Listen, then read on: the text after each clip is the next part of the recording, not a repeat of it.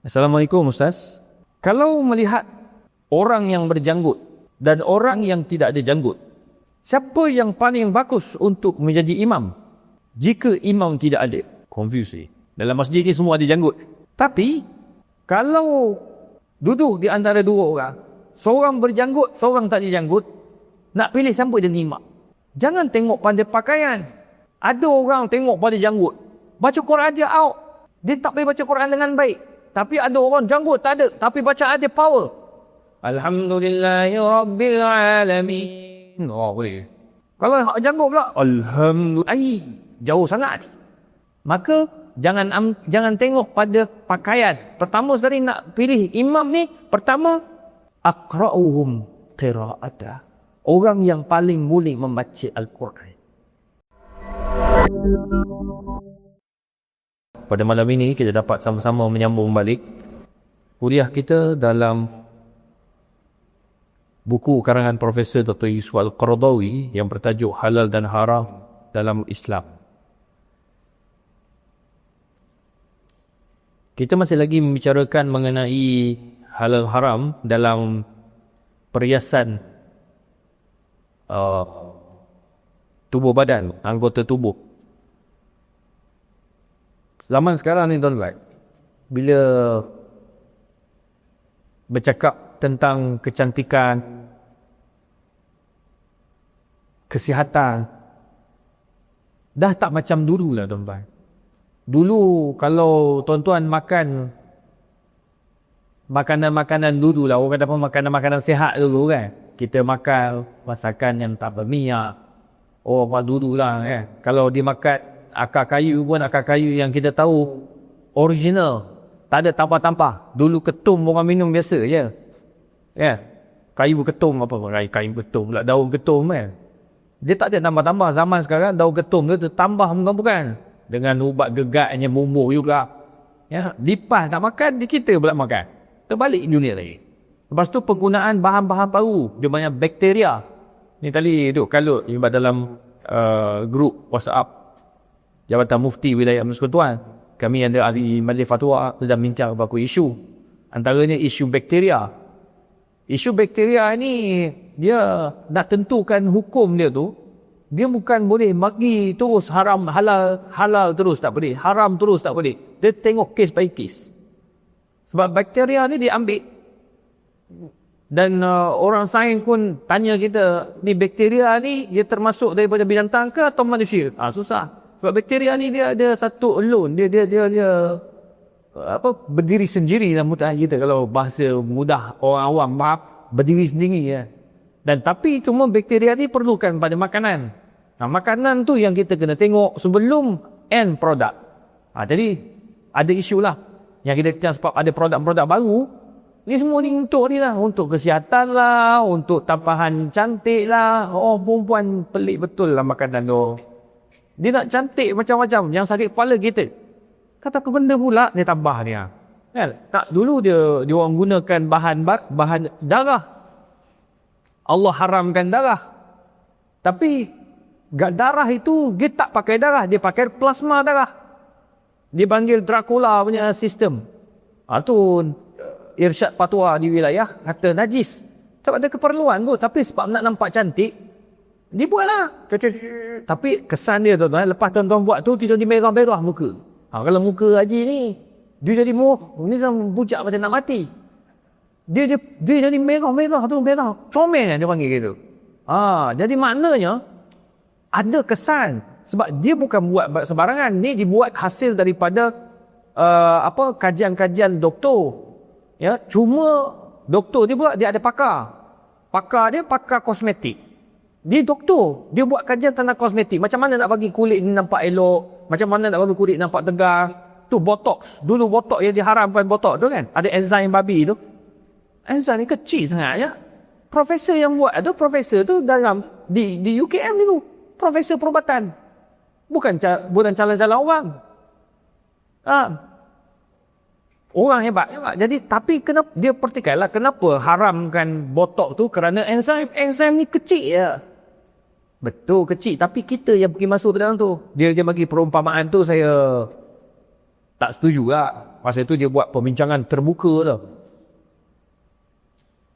Sebab budak-budak universiti, fakulti, budak-budak universiti pun tengok awam tengok. Dia kata contoh enzim ni kecil, kaldu sangat. Dia kata enzim, kalau you duduk di belakang lori babi, you ambil you punya badan ni, pergi ke lab, you akan jumpa enzim. Dia punya teori dia lah. Jadi kalau lah Tok Imam duduk belakang lori babi tu, Tok Imam balik sama lah dia. Saya kata, Prof tak boleh nak samakan macam tu. Itu bukan kita sengaja, Tok Imam tu sengaja duduk belakang lori babi. Kita dah terduduk. Akibat apa? Dia duduk. Semua jenis ter ni tak ada kesan hukum. Terminum ketika bulan Ramadan, tak batal puasa. Terminum. Terjimat. Terjimat dia juga. Dia tak ingat. Nah, orang Melayu sebulan sekali, 2 minggu sekali bersama dengan isteri. Orang Arab tiap-tiap pagi macam sarapan. Kebetulan dia tu Arab lama, ramai macam Arab juga. Tiap-tiap hari makan tongkat ali. Tongkat ali betul ke tidak? Kami dalam panel halal tak percaya sangat tongkat ali ni. Dan kopi-kopi tongkat ali, tak tongkat mana dia ambil tak tahu. Tapi kata tongkat ali dia ekstrak ni macam-macam cara lah, bahagi miah. Bukan betul-betul tongkat ali. Kalau tongkat ali tu, Gay Marni cakap, buka 1 hektar pun boleh jumpa lagi 1 tongkat ali jumpa. Kalau nak jumpa kat Indonesia banyak lah. Tapi nak cari itu payah. Saya masuk hutan dengan mendaki bukit kan. Tanya dengan pakar-pakar cari tongkat ali tak jumpa. Payah jumpa. Tarik lah. Beribu tinggi tak jumpa tongkat ali ni. Payah nak jumpa. Tapi yang pelik ni, semua minuman ada tongkat ali ni. Mana datang ali, mana tak tahu kan. Jadi tuan-tuan, jadi dia kata tak boleh lah samakan macam tu. Kita tak samakan sebab itu kita bubuh. Kita terduduk di belakang dia. Terjimat, termakan, tertidur. Semua tu. Tak. The issue dia, sekarang ni kita ambil benda tu, kita masuk. Kau masukkan dalam produk tadi, tak boleh. Kau sengaja ambil. Sebab dia bukan lagi syak. Dia bukan lagi benda tu mendatar. Ni kau sengaja ambil masuk. Tak boleh lah. Carilah bahan lain. Jadi bila dah haramkan botok, dia datang produk yang kedua. Dia panggil suntikan vitamin C. Itu boleh. Nak cepat cocok. Nampak kembar, muka nampak segar gitu kan. Itu je. Tak. Betul. Macam. Itu nak kata cerita banyaknya, bakteria lah, apa semua kan. Tapi juga macam nak menampak cantik ni. Jadi kita dah bincang sebelum ni, hukum menyambung rambut, mewarnakan sibuk shape. Ini kita bincang, mewarnakan apa kita punya apa ni? Uban. Uban dah bincang tu. Dah bincang tu lepas. Sebab dia tajuk tu dekat. Dah bincang? Dah ya?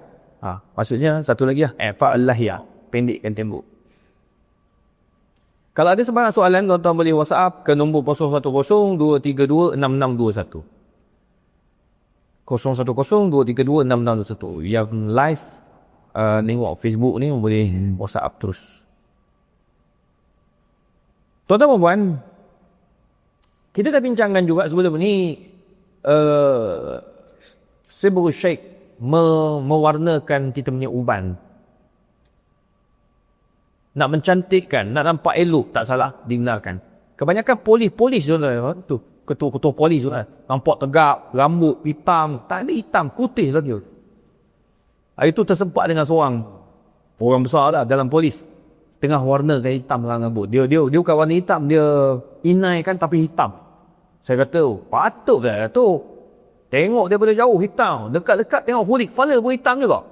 Itu tanda dia warna lah. Tapi dia kena polis, dia kena nampak tegak. Perut tak boleh boroi.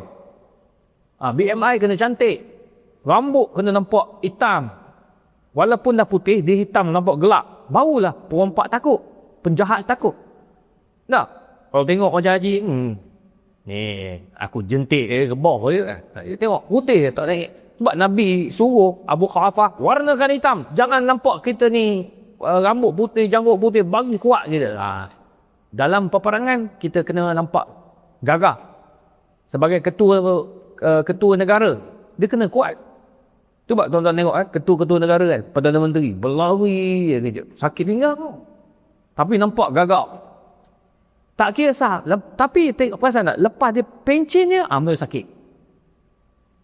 Sebab dia dah tanda keperluan lagi nak jaga dah.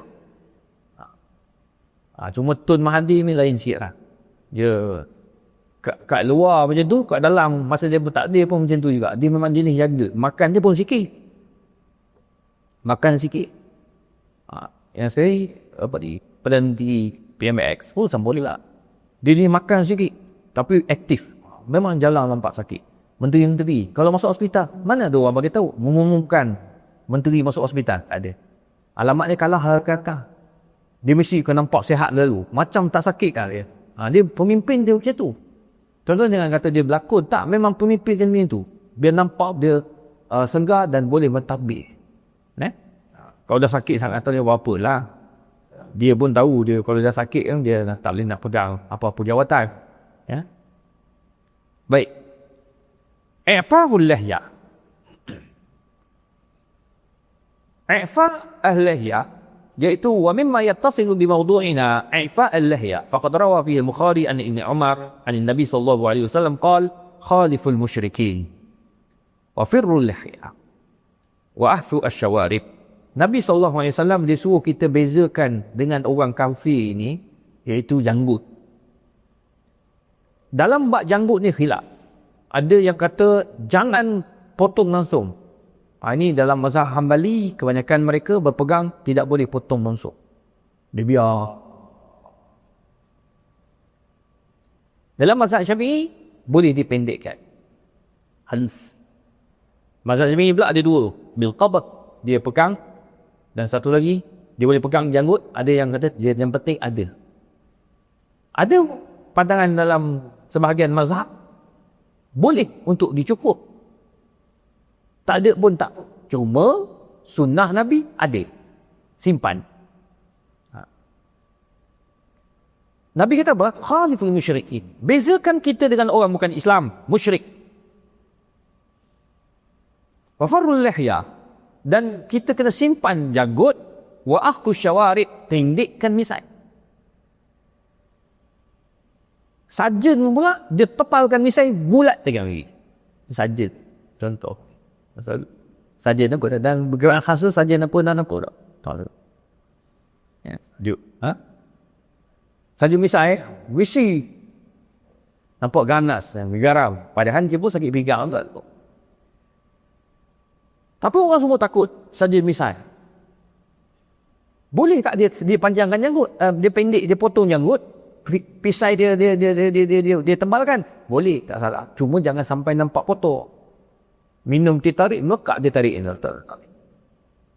Islam dia suruh bila nampak gagah, tapi jangan sampai mengabaikan prinsip kebersihan.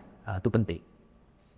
Ada sampai dia punya pisai sampai tutup 2 bibir je. Tak boleh. Nabi suruh pendekkan. Kau jangan sampai tutup bibir. Sampai nak makan gitu. Tak kena lah. Dari segi Islam tak sesuai. Islam tak menggalakkan gitu. Islam biar nampak bersih kita. Wa tawfiriha wa aifauha kama fi riwayat ukhra antara ai utrukha wa imqa'uha. Dalam satu riwayat mengatakan tinggalkan, jangan potong, biarkan dia memanjang. Itu salah satu pandangan yang dibawa oleh Imam Al-Bukhari, hadis sahih. Wa qad bayyana al-hadis annata hadzal amr huwa mukhalafatu musyrikin. Sebab arahan itu adalah kerana nak membezakan antara orang Islam dengan orang tak Islam. Wal murad bihim al-majus ubbadun nar faqad kanu yaqussuna al-liha. Wa minhum man kana yarjuqu. Sebab zaman dulu orang yang menyembah berhala, orang yang menyembah api, mereka cukur langsung janggut, tak ada langsung. Jadi Nabi nak bezakan antara orang kafir, musyrik yang sembah api dengan orang Islam. Janggut bagi simpan. Beza sikit kita. Gitu. Wa kan yaqusul lil hawami wa man kana yahyuqu wa innama amara ras wa innama amru Rasul sallallahu alaihi wasallam bi mukhalafatihim yurab al-muslimin al-istiqlal asy-syakhsiyah. Nabi sebenarnya dia nak nampakkan kita ni orang Islam ada identiti sendiri. Di zaman dulu, zaman tu orang Arab Majusi yang sembah api apa semua ni dia tak janggut. Tapi pada masa yang sama, hari ni orang bukan Islam pun simpan janggut. Yahudi simpan janggut. Kalau tuan-tuan pergi ke Palestin, tengok orang Yahudi simpan janggut, panjang janggut dia. Misai pun dipotong. Bermakna ketika itu arahan ni zaman Nabi SAW ketika itu nak membezakan antara identiti orang Islam dengan orang bukan Islam, janggut. Sama juga macam labuhnya jubah atau baju. Contoh Haji punya jubah bawah buku lali. Dal. Macam tuan punya seluar bawah buku lali. Kalau ikut kan, kalau dalam hadis Nabi tu neraka tu kaki tu. Sekarang ni seluar kita semua ni bawah buku lali. Tapi sebab elah ketika itu, elah sini untuk membezakan antara orang Islam dengan orang bukan Islam. Elah ketika itu untuk membezakan orang belagak, orang sombong dengan orang tak sombong. Zaman dulu, Quraisy dulu nak kenal orang tu kaya tak kaya, mesti tengok daripada apa? Daripada berapa ramai yang tolong angkat baju dia, kain baju dia. Ada 2 orang, kaya tu 2 orang lah. Kalau ada 4 orang, wah kaya gila ni. Sebab dah 4 orang tu dah kena bayar 4 orang. 2 orang 2. Zaman kita tak tengok siapa angkat kain kita.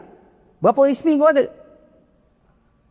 Ya, berapa ramai kau pekerja? Kalau syarikat berapa ramai pekerja kau ada? 1,500 pekerja. Oh, memang hebat lah.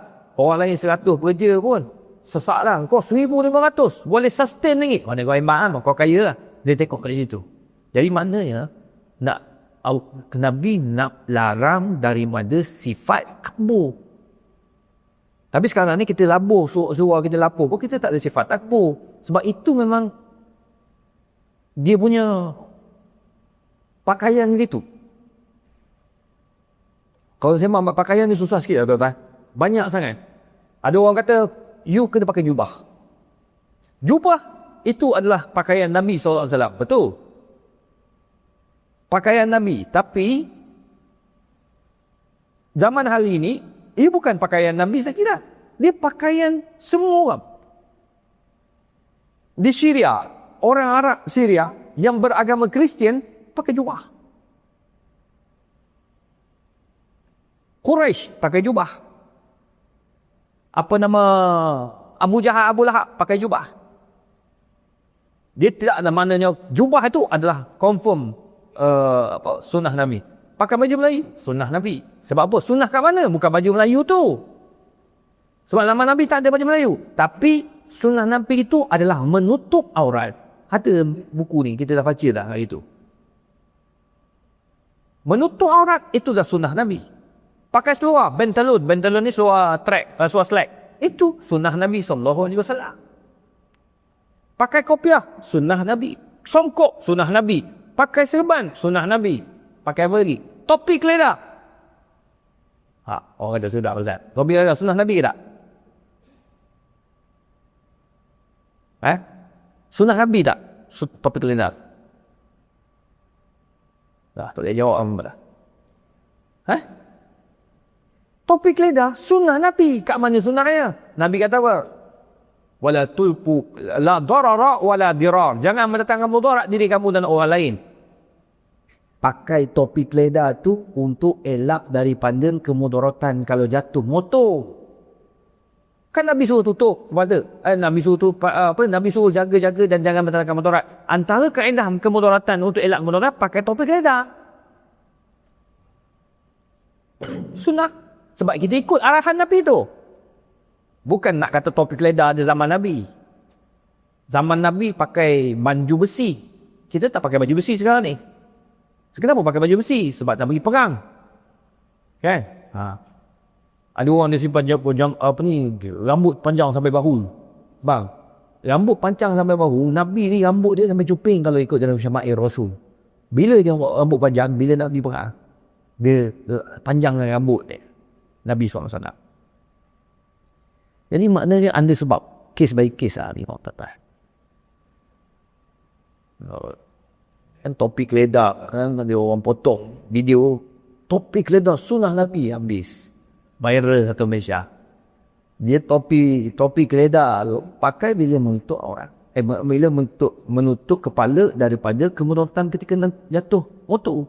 Saya tak setuju tu. Baru ni saya naik motor, pandai motor pula pergi ke Jabat, berhenti kat traffic light tu memang jam kereta banyak, lori banyak. Tiba-tiba ada seorang bapak bawa motor ADV, Honda ADV 160. Aku ingat sebab saya sakit hati ni. Dia bawa nak bagi hantar nak pergi sekolah tadika, budak perempuan. Peluk kat belakang, pakai tudung, tak pakai topi geledah. Bapak pakai topi geledah lengkap dengan baju kulit, takut jatuh, terkoyak. Habis anak kau? Saya pun nak cakap kan tak boleh, pada kita kat belakang, dia ke depan kan. Ada satu kaunter ke depan. Kalau dekat tu saya buka tadika. Saya kata, bro, kau pakai topi geledah. Kalau anak jatuh, macam mana? Anak pula pagi-pagi tau lah. Sambil-sambil tangan tu dan macam tu. Hadi tu. Budak tadika. Pakailah kan topi geledah. Dia jaga keselamatan. Takut jatuh kan, hilang ingatan, lupa bini mana satu. Habis anak kamu ni, bila kau pakai, anak pun kena pakai pun. Dia dengan lekat topi geledah yang elok, pakai baju kulit, nak pergi jabat, anak pakai juga. Sebab itu kena pakai. Jangan kita anggap benda tu remeh. Walaupun orang kata, Ustaz, sebenarnya topi geledah ni repek, Ustaz. Ni semua ni mainan Yahudi. Saya pun tak faham. Yahudi juga kena. Semua Yahudi. Bang, apa pula Yahudi, bang? Tak. Lu kan semua Yahudi. Ada yang Yahudi buat bagus. Macam contoh baju berkola. Itu bukan baju daripada ajaran Islam.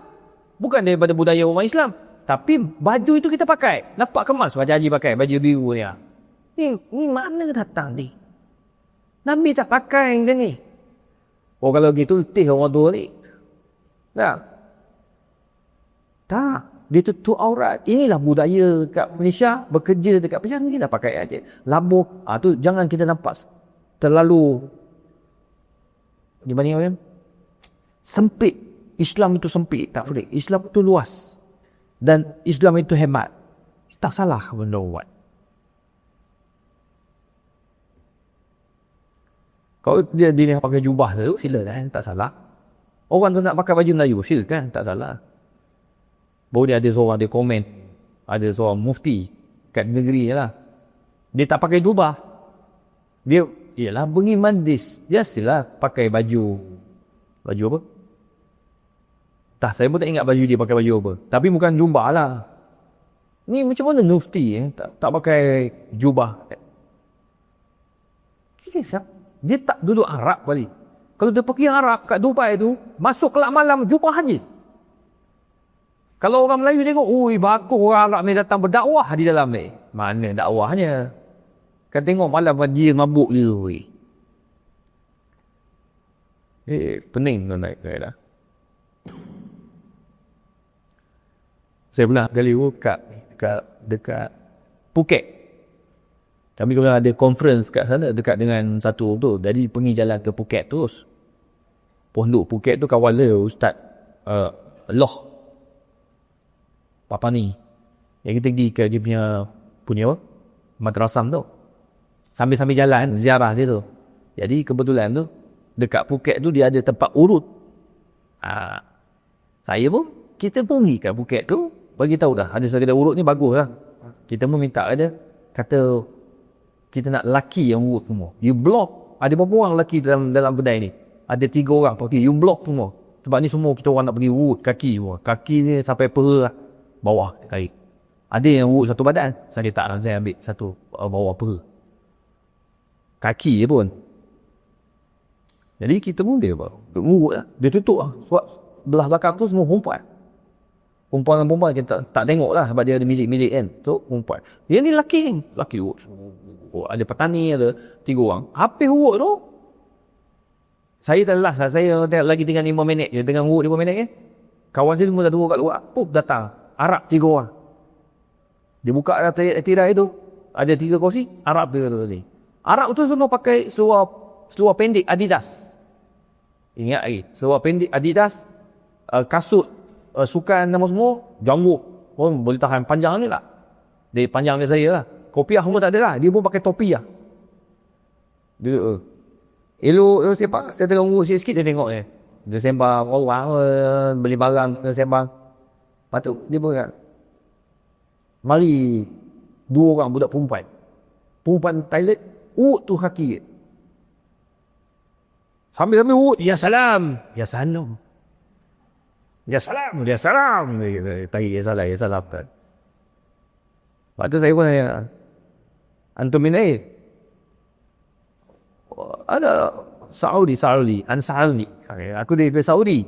Masya Allah, Saudi. Anak kau tersah ya. Saya beritahu lah, saya tu baru balik dari Mekah. Buat umrah. Ya Allah, dia pun bagi tahu dia duduk hotel mana. Rupanya dia manager dekat hotel tu. Dekat Clock Tower. One of the manager dia lah, rupanya dia. Tu boleh tahan juga. Clock Tower tu, manager janggut panjang pun yang perempuan ngurut. Baik ni, saya pun kata, kenapa tak ambil lelaki? Tak lah, pasti ambil dororah. Arab pun bukan semua tahu hukum bos. Habis dia tanya kenapa orang kumpat usaha lelaki tak ambil lelaki, kita orang ambil lelaki semua. Saya cakap bahasa Arab lah. Nah, dia kata dororah, tak tunggu lelaki dapat. Masa wal as pindal insan dan khusm baca Quran lagi. Orang kata lantak engkau lah. Kan cakap lebih-lebih kata, aku ni tak ada masalah. Balik-balik aku tawaf dapat pahala terus, dapat keampunan. Kau belum tentu dapat. Sedap dia. Cakap dengan Arab dia tak pernah betul tuan. Jadi biarlah. Dalam bab pakaian sama juga macam orang Arab ni, jangan tuan-tuan ingat jubah itu adalah semata-mata pakaian sunnah. Memang Nabi pakai jubah, kita memakai jubah. Ya, cuma kita pakai niatnya untuk ikut sunnah Nabi SAW. Tapi yang lain juga sunnah Nabi. Kat mana sunnah tu? Menutup aurat atas arahan Nabi dan juga Al-Quran Karim. Dia kalau dia perempuan tak pakai tu, ni orang perempuan tu dia kira macam tak tutup, tak kira sunnah, ikut sunnah tu. Sebab Nabi tak pernah pakai tu. Betul tak? Nabi tak pernah pakai baju kurung, tak pernah pakai baju yang besar-besar. Tapi arahan Nabi ni, pakaian perempuan semua yang tutup aurat, itulah sunnah Nabi SAW. Nampak? Kita faham sunnah itu dengan lebih mulia. Jangan nampak sunnah tu sangat kecil. Pakai jubah dengan pakai orang perempuan pakai jubah dengan pakai baju kurung. Saya dah bagi tahu sebelum ni. Pakai jubah dengan pakai baju kurung. Pakai baju kurung lagi bagus daripada pakai baju jubah. Sebab apa? Jubah 1 piece. Baju kurung 3 piece. Ada kain dalam, ada kain luar, kemudian ada baju kurung yang bawah daripada punggung. So tertutup bahagian bawah dia, tak nampak badan. Kalau jubah straight. Orang perempuan kita pula bila pakai jubah, dalam pakai spender je. Itu bila jalan nampak bekas spender. Saya tak cakap, tak tahu orang yang cerita ni. Saya tak tengok apa, orang cerita. Orang Arab dia pakai jubah, dalam dia pakai seluar jin.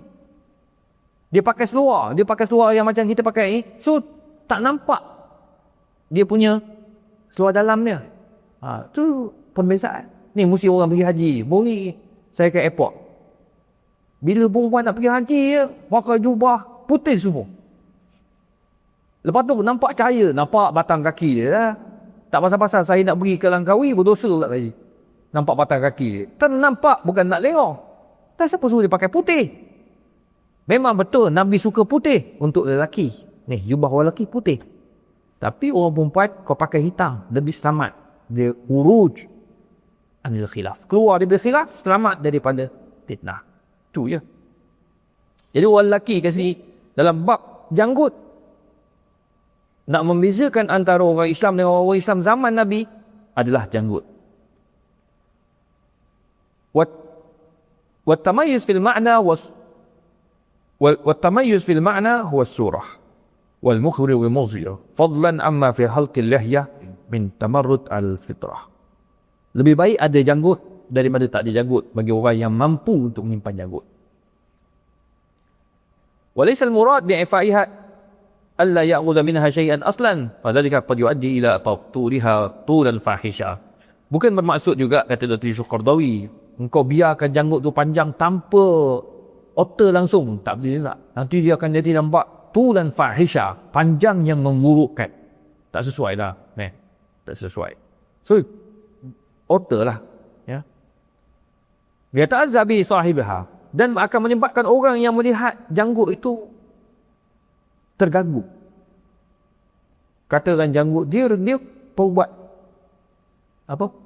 Roti canai, ataupun dia ni tukang buat mi. Janggut dia hampir-hampir kena mi je. Kan mengganggu tu. Tu baru dia ada orang tegur, ada seorang tukang masak. Dia janggut panjang, bagus, sunnah Nabi tak apa. Cuma dia ni tukang masak. Orang komen lah, bro, pakailah janggut tu kena tutup janggut. Jatuh janggut selai dia dalam makanan dia dah tak bersih dah. Walaupun sunnah, tapi bila jatuh dalam makanan, dia tak jadi bersih dah. Barulah dia ambil apa ni yang emas tu, dia kumpul semua, boleh ikat. So janggut tu tertutup. Tu buat chef, dia tukang masak, dia kena pakai topi, pakai songkok, pakai kopiah, agar rambut tak jatuh. Selagi boleh tutup lah. Orang ni kena pakai sarung tangan, tutup bulu. Kalau ada bulu tangan dia kena pakai stongah tu. Kalau bulu tangan panjang lah. Ni tak ada zaman sekarang ni dengan cincin bulu. Tu yang roti canai kadang-kadang ada bulu-bulu sikit kan. Dia orang pun confuse, dia bulu kambing ke pun kan. Peternak kambing antara dua lah.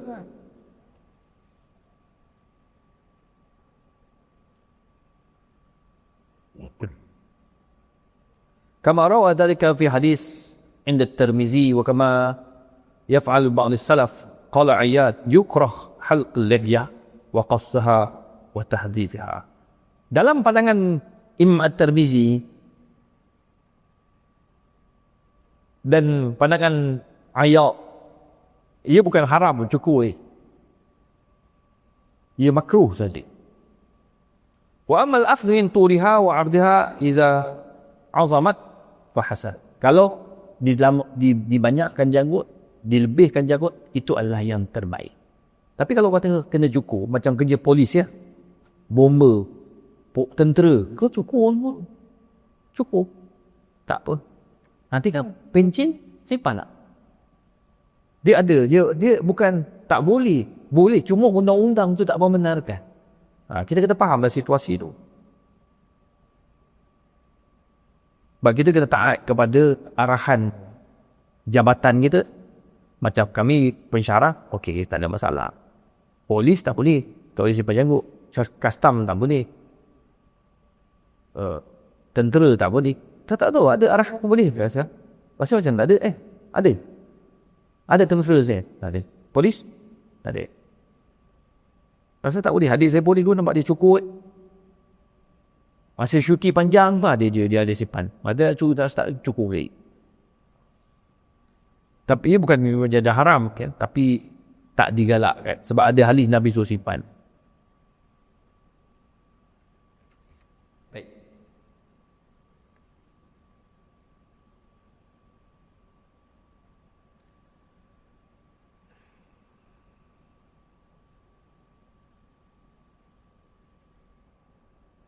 نص كثير من الفقهاء على تحريم حلق اللحية مسلمين بأمر الرسول صلى الله عليه وسلم والأصل في الأمر الوجوب وخاصة أنه علل بمخالفة الكفار ومخالفتهم بواجبه ولم يقل أحد من السلف أنه ترك هذا الواجب قط وبعض علماء العصر يبيحون حلقها تأثيرا بالواقع.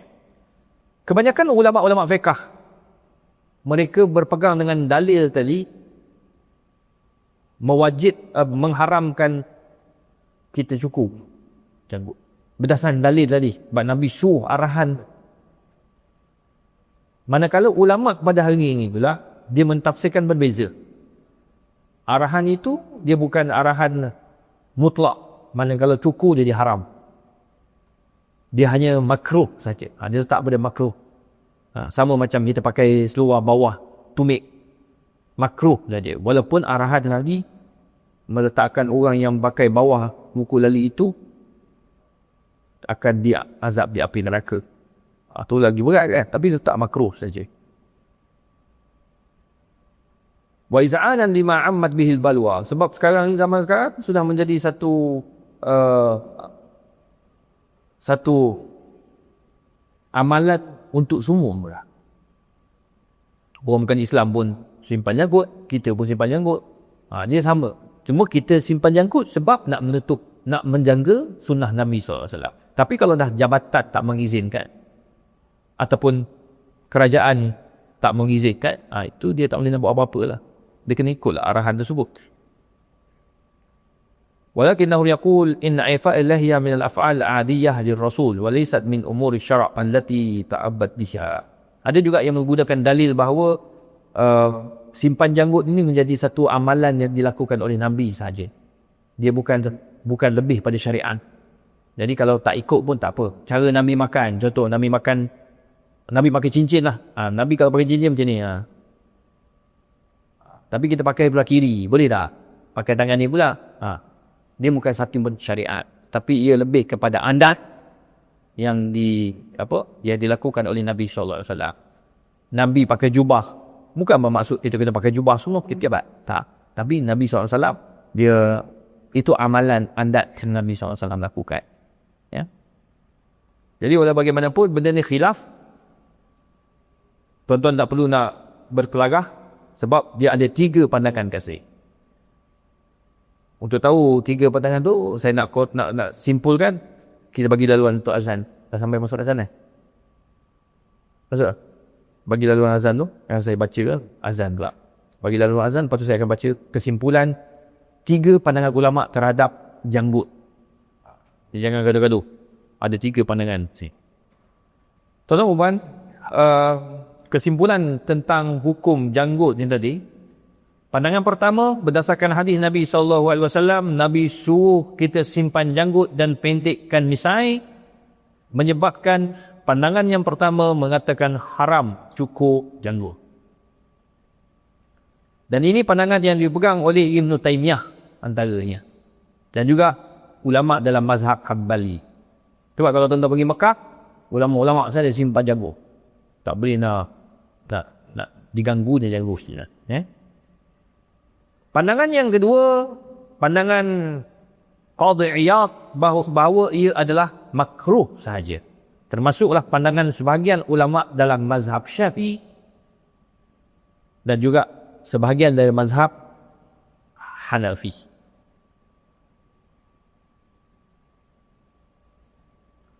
Walam yajdu ghairuh.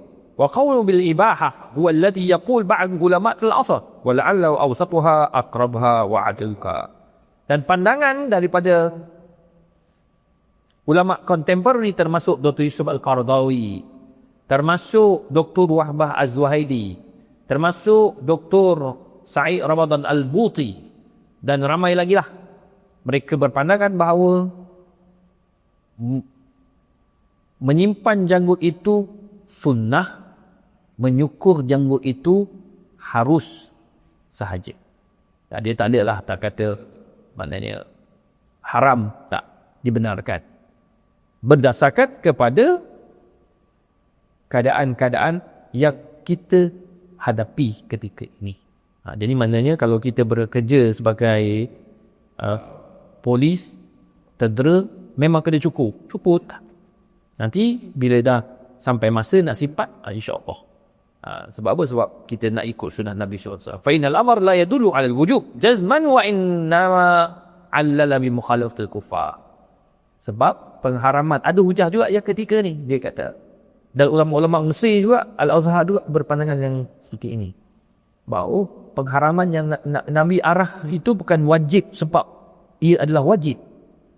Tapi untuk membezakan antara orang Islam dengan orang bukan Islam. Tapi pada hal ini kita pakai kopiah, pakai baju Melayu, pakai jubah, janggut kita tak ada pada itu. Orang tetap tahu kita orang Islam. Dia ulama hari ini dia lebih fleksibel dalam bab ini. Kerana dia melihat ini bukan dari sudut hukum syarak, tetapi lebih pada adat dan gaya hidup. Jadi jangan gaduh-gaduh. Kalau orang nak simpan jarum, kita hormat. Orang nak cukur jangkut, kita hormat. Jangan kita bergaduh-gaduh. Banyak benda lain yang nak buat lah, kita nak gaduh benda yang merugikan orang Islam tadi. Tapi apa-apa pun kita ikutlah sunnah Nabi SAW. Kita ada satu soalan ni daripada sahabat kita.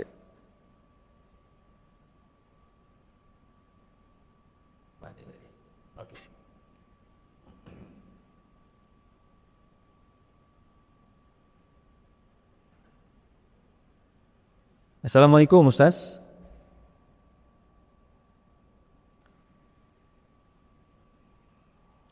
Kalau melihat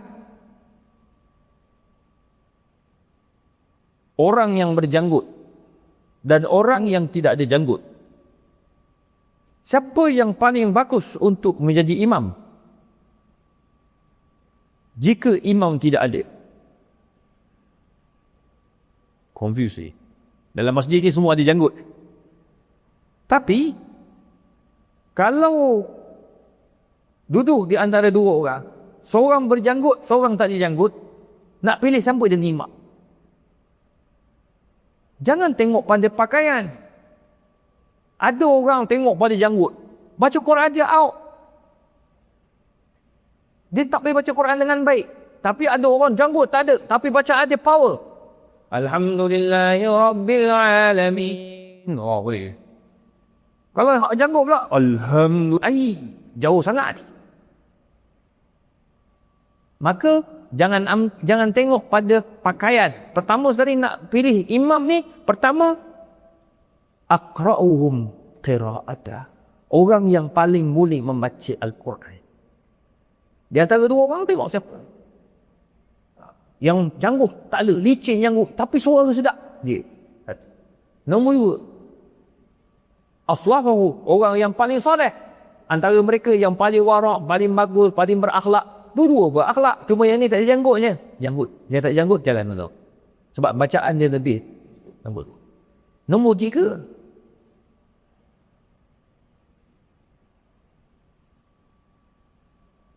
orang yang paling berusia. Berusia. Kalau dia tu tak ada janggut, bacaan dia pun sedap. Yang ketiga, bacaan dia pun antara yang orang yang baik. Yang orang dekat taman kita semua kenal dia orang baik. Nombor empat, dah lah dia tak ada janggut, tua pula. Yang tadi tu janggut ada, bacaan tak okey, umur lebih tua daripada tadi. Maka ambillah yang muda ini, supaya bacaan dalam solat itu lebih menenangkan. Tu jangan tengok pada tumbuk, jangan tengok pada pakaian. Okey? Sama juga jangan tengok Arab. Arab ni jangan tuan-tuan tengok, Arab tolak dia ke depan. Tak. Kerana Arab ni bacaan dia lagi teruk daripada kita. Tu buat juara Kori Malaysia, Indonesia, Brunei, Thailand tu Malaysia lah. Orang Arab, dia suara dia ada, tapi dia tak macam kita. Boleh lah. Baru ni saya dekat KL, kat Pabilik. Ya, sembahyang biasa. Kasi orang Arab tu amat. Masuk ke tu, tak sembahyang. Lepas tu ada orang Arab tu, dia pakai seluar 3 suku. Sah, sembahyang sah. Bawah lutut. Orang Arab sekarang ni datang Malaysia semua 3 suku lah. Benda tu tak apa, tu tak aurat, tak ada masalah. Cuma bila dia nak jadi imam, dia bila orang kawan dia kamat, Allah, itu hebatnya Arab. Arab ni dia mesti berjemaah juga. Seluar 3 suku pun dia akan sembahyang berjemaah. Orang kita jumpa sembahyang semua juga kat RNA. Sebab apa? Dia tak yakin orang lain. Tak belakang sembahyang belakang orang dia bagi dia. Nah. Aku berjubah, kau nak kena ikut aku ikut kau. Faham tak pelik? Arab tak, dia semayang dah. Jadi kebetulan kawan ni Komat tu kawan tu pun suruh 3 subuh juga. Jadi orang Melayu lain semua tak berani nak komat sebab orang Arab ada kat depan. Jadi bila saya tengok kawan sebelah tu tak masuk, saya dapat tak pakai 3 subuh, saya bawah sikit. Masuk ke 5. 5. Asalnya Arab seorang tu nak masuk tau. Tapi saya masuk dulu. Saya buat cek dari 5, okey lah. Settle semua semayang. Salam. Masa keluar dah saya bang. Terus, boleh tahan juga baca lah kau kata. Dia cakap bahasa Inggeris kan. Dia cakap bahasa Inggeris. Oh, mak. Yeah. Because I'm studying in Islamic studies. Course dekat Syria apa. Oh, so you can speak English? Speak Arabic? Yeah, of course. Oh, nice. Lepas tu cakap bahasa Arab lah. Cakap aku fit settle. Jadi Arab ni kadang-kadang dia ingatkan kita orang luar ni tak boleh baca Arab yang baik. Tapi sebenarnya kita kalau boleh Arab yang baik, teruskan, tak ada masalah. La farqa baina aramin wala ajamin illa bittaqwa. Tak ada beza antara orang Arab dengan orang luar Arab kecuali dengan ketakwaan. Jadi jangan risau dan malik. Ya. Dalam bab janggut ni pun sama juga. Jangan tengok pada janggut nak jadi imam. Jadi imam tak sedap apa. Tak ikut budak muda kan. Muda. Kita tua pun sekarang nak kasi tak jadi imam. Kau tahu suara. Sedap betul suara imam-imam ni masjid kita. Ni kau tak datang lagi tak tahu lah cakap. Ni last soalan. Assalamualaikum Ustaz. Kalau sukan bertinju, haram ke kalau kita tengok? Kalau tinju itu tutup aurat, tak haram. Tapi kalau tengok tinju tu nampak aurat, tak boleh. Muka aurat, tak boleh. Tengok hak organ, tak boleh. Tapi hak organ masa muda, dia pakai spender saja. Sebelum dia meninggal, dia dah bertaubat kot kakak dia. Dia dah kembali tutup aurat. Dia pakai seluar panjang kat dalam, spender tak luar. Itu kesilapan dia. Dia terbalik pakai spender. Ya, spender kuning tu stay kat luar juga. Sampai dah dia meninggal dunia. Jadi, kalau dah tutup aurat, okey lah. Dia tutup pusat sebentuk kan. Dia tutup. Dia main, dia bergaduh, tengok badan bodybuilder dia, okey, tak ada masalah. Tapi, kalau nampak aurat, nampak spender saja, tu tak boleh. Lelaki tak boleh tengok. Perempuan lagi haram tengok. Ya. Ketua marhaban lagi tengok. Dia tahu tu siapa hak organ. Tak boleh. Bertaubatlah kah? Ya, dia tak boleh tengok. Wallahu a'lam bishawab. Baik tuan-tuan, tu saya rasa cukup sekadar tu. InsyaAllah kita sambung pada bulan depan. Apa yang baik dari Allah SWT yang kurang. Wabillahi taufiq wal hidayah. Assalamualaikum warahmatullahi wabarakatuh.